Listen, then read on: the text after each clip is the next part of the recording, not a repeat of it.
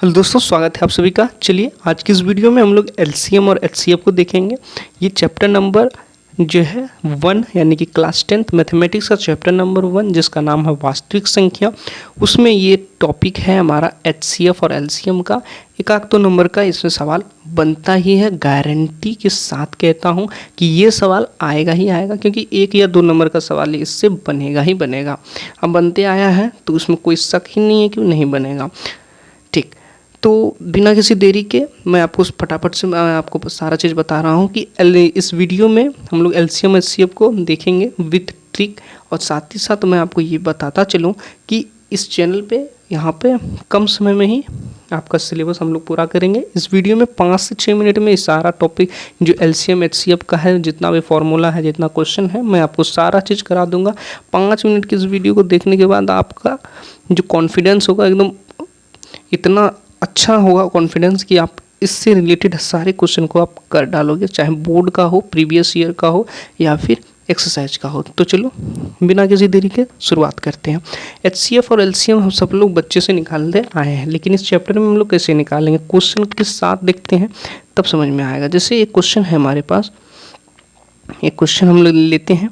Question है हमारे पास कि 6 और 20 है।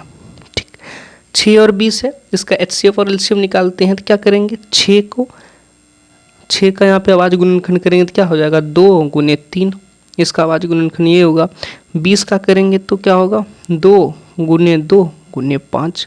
तो इसमें एलसीएम क्या होगा, एचसीएफ क्या होगा। देखो जो चीज़ कॉमन आ रहा, कॉमन का मतलब जो दोनों में हो, जैसे यहाँ पे 2 जो है ये दोनों में है, तो ये हमारा क्या हो गया, कॉमन हो गया। तो 2 कॉमन है, यानी कि अगर जो कॉमन होगा वही एचसीएफ होगा। तो कॉमन क्या है, 2। कॉमन का मतलब जो दोनों में हो, यहाँ पे 2 जो है दोनों में है। लेकिन एलसीएम क्या होगा, तो एलसीएम क्या होगा, जो कॉमन है उसको एक बार लिखेंगे। जैसे 2 को 2 है तो दोनों 2 के लिए हम लोग एक बार ही 2 लिखेंगे। उसके बाद क्या क्या बचा, 2 बचा, 5 बचा और 3 बचा। सबको लिख के गुना कर दो, 2 3 गुने 5, तो 2 दूनी 4, 3 12 पंचे 60, 12 पंचे 60। तो इसका एलसीएम भी निकल गया 60। ठीक, तो इस क्वेश्चन को पहले समझ लो मैंने क्या किया। क्वेश्चन है 6 और 20 का एलसीएम और एचसीएफ निकालना है। सबसे पहले क्या करेंगे, 6 और 20 का 5 गुणनखंड करेंगे। 6 का किया तो ये आया 2 गुने 3, 20 का किया तो 2 गुने 5 आया। अब देखेंगे एचसीएफ क्या होगा, एचसीएफ वही होगा जो दोनों में कॉमन होगा। जैसे यहाँ पे देखें तो दोनों में कॉमन क्या था, फिर से मैं यहाँ पे सारा चीज़ इरेज करके मैं आपको बताने का प्रयास करता हूँ कि 6 है, क्वेश्चन क्या था, 6 और 20 का एलसीएम निकालना था और एचसीएफ। तो 6 का आवाज गुणनखंड कितना होगा, 2 गुने 3, 20 का 2 गुने 5। ठीक, 2 दूनी 4 पंचे 20। कॉमन जो होगा वो एचसीएफ होगा। कॉमन का मतलब उभयनिष्ठ, जो कि दोनों में होती। यहाँ पे देखो, यहाँ पे जरा सा देखो, यहाँ पे 2 जो है दोनों में आ रहा है, यानी कि 2 कॉमन है, दोनों में आ रहा है यानी कॉमन है। आज जो कॉमन होता है वही एचसीएफ होता है, यानी कि एचसीएफ जो होगा वो आंसर कितना आएगा हमारा, 2 आएगा। अब बात रही एलसीएम की। एलसीएम किसको कहेंगे, तो एलसीएम निकालने के लिए हम लोग को क्या करना होगा कि जो कॉमन है उसको एक बार लिखेंगे। चलो लिख दिए एक बार, दोनों 2 के लिए हम लोग 1 2 लिखे।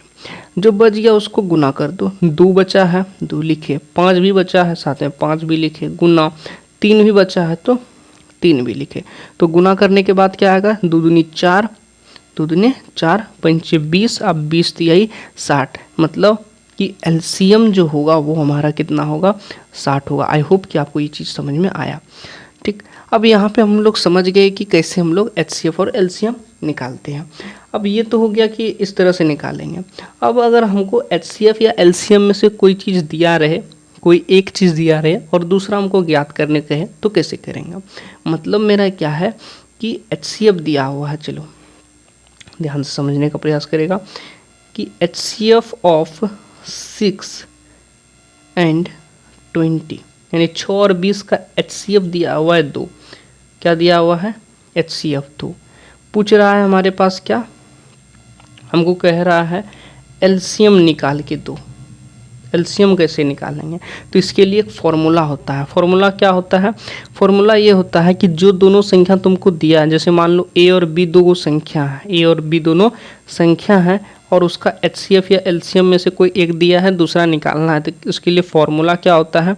उसके लिए फॉर्मूला हमारे पास क्या होता है कि ए गुने बी बराबर होता है एचसीएफ, उन दोनों का एचसीएफ गुने उन दोनों का एलसीएम। ठीक, तो ये उसका फॉर्मूला होता है, इसको आप याद रखना। तो चलो क्वेश्चन करते हैं, यही क्वेश्चन है, इसी क्वेश्चन से हम लोग बाद विचार आगे करते हैं।